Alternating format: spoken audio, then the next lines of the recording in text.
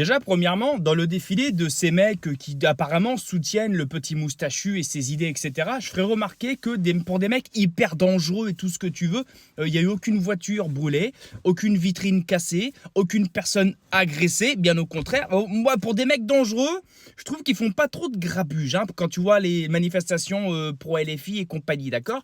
Deuxièmement, si eux c'est le camp du mal et que les autres, l'extrême gauche est le camp du bien. On est d'accord que les mecs qui tirent au-dessus là-haut, au mortier, au feu d'artifice, ce sont des antifas. L'extrême gauche. Est-ce que quand l'extrême gauche défile, tu vois des mecs de l'extrême droite tirer au mortier depuis les bâtiments sur la manif en bas? C'est une question. Parce que moi je commence à me demander si les fachos seraient peut-être pas plutôt ceux qui tirent là-haut que ceux qui défilent en bas. Parce que la violence, si tu regardes, elle est toujours du même côté.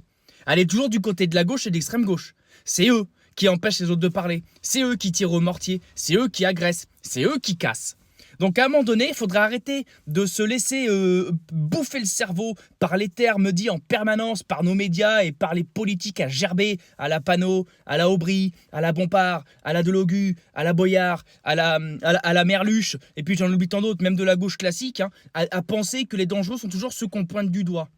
D'accord? Il y a peut-être dans ceux qui défilent là des crétins qui adorent le petit moustachu, ça n'en fait pas moins qu'il y a des gens qui en ont marre de cette insécurité en France. Voilà. Mais en tout cas, quand tu vois les images, moi les fachos, je pense savoir où ils sont. Plutôt en haut.